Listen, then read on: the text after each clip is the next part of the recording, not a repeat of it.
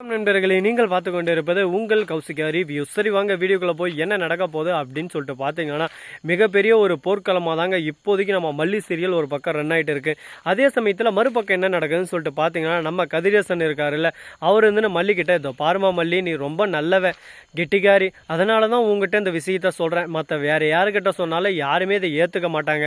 அதனால தான் சொல்கிறேன், எப்படியாவது ரேணுகாவை அந்த ஹாஸ்பிட்டல் இந்த ஹாஸ்பிட்டல்னு சொல்லிட்டு எதனா ஒரு நல்ல ஹாஸ்பிட்டலுக்கு கூட்டின்னு போயிட்டு அவளை குணப்படுத்தணும், என் பொண்ணு எனக்கு குணமாகணும், என் ரேணுகா எனக்கு திரும்ப கிடைக்கணும், போகலாம் அப்படின்னு சொல்லிட்டு பேசிட்டு இருக்காரு. அந்த சமயத்தில் நீங்கள் பண்ணுறது எல்லாமே ஒரு அப்பாவாக நல்லது தான் பண்ணுறீங்க, நான் தப்பாக எதுவுமே சொல்ல, கண்டிப்பாக போய் பார்க்கலாம் அப்படின்னு சொல்லிட்டு சொல்கிறாங்க.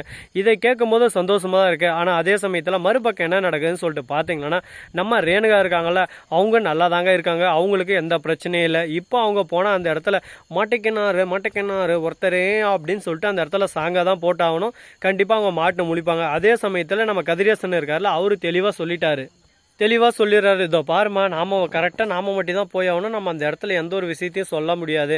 கரெக்டாக விஜய்க்கு இந்த விஷயமெல்லாம் தெரிஞ்சுன்னா கண்டிப்பாக விஜய் ஒத்துக்க மாட்டான். அதனால் விஜய்க்கு தெரியாமல் தான் இந்த விஷயத்தெல்லாம் செஞ்சாகணும் அப்படின்னு சொல்லிட்டு பேசின்னு இருக்காங்க. இதை கேட்டதும் சரி, ஓகே, நீங்கள் சொல்கிற மாதிரி நான் எல்லாத்துக்கும் ஒத்துக்கிறேன், எந்த ஒரு எனக்கு பிரச்சனையும் இல்லை, நாளைக்கு கண்டிப்பாக போய் பார்க்கலாம் அப்படின்னு சொல்லிட்டு முடிவு பண்ணுறாங்க.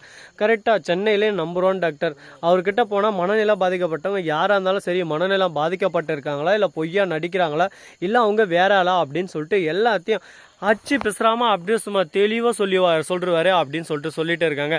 இதை கேட்டதும் சரி, ஓகே, நம்ம வாழ்க்கையில் புதுசாக தினுசாக ஏதோ ஒன்று நல்லது நடக்க போகுது, அதுக்காக நம்ம கொஞ்சம் கஷ்டப்பட்டால் தப்பு இல்லையே, கஷ்டப்படலாம், வாழ்க்கையில் கஷ்டன்றது இஷ்டப்பட்டு வர்றது தானே. ஏன்னா கஷ்டப்படாமல் எந்த ஒரு விஷயமும் இஷ்டப்பட்டு வராதுங்க. அதனால் எல்லாத்தையும் ஒரு பக்கம் ஏற்றுக்கிட்டு போகிறதா வாழ்க்கையில் நல்லது. அதே சமயத்தில் நம்ம விஜய் இருக்கார்ல, அவர் வந்து மாஸ் என்ட்ரி கொடுக்க போகிறாரு. ஏன்னா அவருக்கு எல்லா விஷயம் தெரியாத மாதிரியே நடந்துன்னு இருக்காரு. நம்ம மல்லி போய் எல்லாத்தையும் ஓப்பனாக சொல்லிடுறாங்க, ஒரு அப்பாவாக அவர் ஆசைப்படுறாரு, அதில் என்ன தப்பு இருக்குது, அவர் போய் பார்க்கட்டும் அப்படின்னு சொல்லிட்டு பேசின்னு இருக்காங்க. இதை கேட்டதும் சரி, ஓகே மல்லி, இது எனக்கு எந்த பிரச்சனையும் இல்லை, ஆனால் ஏன் என்கிட்ட சொல்லக்கூடாதுன்னு சொல்லிட்டு அவர் நினைக்கிறாரு அப்படின்னு சொல்லிட்டு கேட்க, அது ஏன் உங்களுக்கு புரிய மாட்டேங்குது, நீங்கள் எப்படியாவது இங்கேயே வச்சு பார்த்துக்கணும், அவளுக்கு அந்த மாதிரி எதுவும் இல்லை அப்படின்னு சொல்லிட்டு சொல்கிறீங்க. அவர் வந்து சரி, ஓகே, போய் பார்க்கலான்னு சொல்லிட்டு முடிவில் இருக்கார். அவரு என்ன நினைப்பாரு, இப்படி தாங்க ஒரு பக்கம் பிரச்சனை ஓடுன்னு இருக்குது. நம்ம விஜயை பொறுத்த வரைக்கும் ரேணுகா வீட்டிலே இருக்கட்டும், அவங்க ஒன்றும் மனநிலை பாதிக்கப்பட்டவங்க இல்லை, அவங்களுக்கு எந்த ஒரு ட்ரீட்மெண்ட்டும் தேவையில்லை அப்படின்னு சொல்லிட்டு ஒரு எண்ணத்தில் இருக்காங்க. இது எல்லாமே முற்றிலும் நல்லதாகவே நடக்குமா அப்படின்னு சொல்லிட்டு நாம் ஒரு பக்கம் மறுக்கோணரில் யோசிச்சு தாங்க ஆகணும். நல்லதே நடக்கும், நல்லதே நினைப்போம் அப்படின்னு சொல்லிட்டு கடவுள் மேலே பாரத்தை போட்டு நம்ம வழியில் நம்ம போயிட்டே இருக்கலாம். சரி, முடிஞ்சதெல்லாம் முடிஞ்சு போச்சு, இதுக்கப்புறம் என்ன நடக்க போகுது, ஏது நடக்க போகுது அப்படின்னு சொல்லிட்டு பார்த்தீங்களன்னா, கரெக்டாக நம்ம வெண்பா இருக்காங்களா, அவங்க என்ன பண்ணுறாங்க அப்படின்னு சொல்லிட்டு பார்த்தீங்களன்னா, ஒரே வார்த்தை தான், எனக்கு அந்த அம்மாவை பிடிக்கல, எனக்கு அந்த அம்மா வேணாம், நான் சொன்னால் புரிஞ்சுக்கோங்க, திரும்ப என்னை பேச வைக்காதுங்க, எனக்கு அந்த அம்மா வேணான்னா வேணாம் அப்படின்னு சொல்லிட்டு ஒரே வார்த்தையில் திரும்ப வெண்பா சொல்லிகிட்டே இருக்காங்க. ஏன்னா அந்த அளவுக்கு ஒரு பக்கம் வெறுத்துட்டு இருக்காங்க. வாழ்க்கையில் இவங்கள மாதிரி ஒருத்தர் நம்ம வாழ்க்கையில் இருக்கே கூடாதுன்னு சொல்லிட்டு வெறுத்துட்டு இருக்காங்க. அதனால் எந்த ஒரு விஷயம் பண்ணாலும் யோசித்து சிந்திச்சு பண்ணணும் அப்படின்னு சொல்லிட்டு ஒரு எண்ணத்தில் இருக்காங்க. இப்படி தான் ஒரு பக்கம் குழப்பத்து மேலே குழப்பம் போயின்னு இருக்குங்க. அதனால் இந்த குழப்பத்தெல்லாம் தீர்த்து வைக்கிறதுக்கு கண்டிப்பாக ஒரு ஆள் இந்த இடத்துக்கு வந்தாகணும்.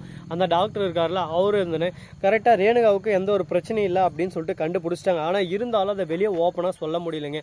ஏன், எதனால், என்ன ஆச்சு அப்படின்னு சொல்லிட்டு பார்த்தீங்கன்னா, எல்லாத்தையும் ஓப்பனாக வெளியே எதையும் சொல்ல முடியாது. அதுக்கு முற்றிலும் ஒருத்தர் தான் காரணம். அது யாருன்னு சொல்லிட்டு பார்த்தீங்கன்னா, நம்ம ரேணுகா தான்.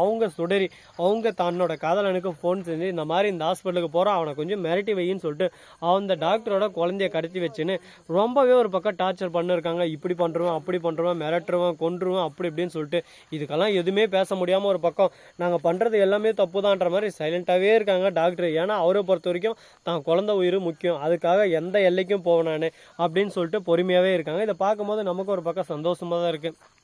சரி, ஓகே, எப்படியோ ஒன்று சந்தோஷமாக இருந்தால் சரிடாப்பா, நமக்கு எந்த ஒரு பிரச்சனையும் வேணாம், நம்ம வழியில் நம்ம போயிட்டு இருக்கணும் அப்படின்னு சொல்லிட்டு ஒரு முடிவில் தான் இருக்காங்க.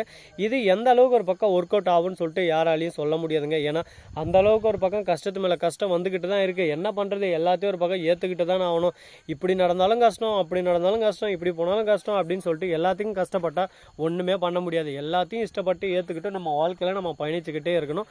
அதுபோல் தான் நம்ம ரேணுகா இருக்காங்கல்ல, அவங்க கரெக்டாக பண்ண வேலைனால மிகப்பெரிய ஒரு கேள்விக்குறி அந்த இடத்துல எழுந்திருக்கு. இவங்க உண்மையான சுடரி, இவங்களுக்கு மனநிலை பாதிக்கப்படலை அப்படின்ற விஷயத்த டாக்டரால் சொல்லவும் முடியல. ஒரு பக்கம் என்ன சொல்கிறதுன்னு சொல்லிட்டு தெரியல. அதனால் குழப்பத்தில் குழம்பி போயிட்டு இருக்காங்க.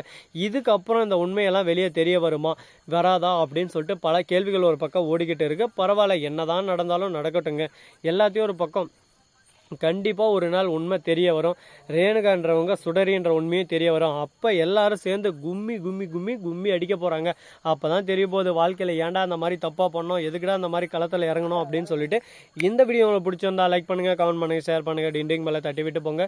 அப்போ தான் நான் போகிற அடுத்தடுத்த வீடியோ உங்களுக்கு உடனுக்குடன் நோட்டிஃபிகேஷனில் வந்து கொண்டே இருக்கும். மிக்க நன்றி. தேங்க்ஸ் ஃபார் வாட்சிங். Tata, see you. நன்றி, வணக்கம், வந்தனம், வரக தருகேன்.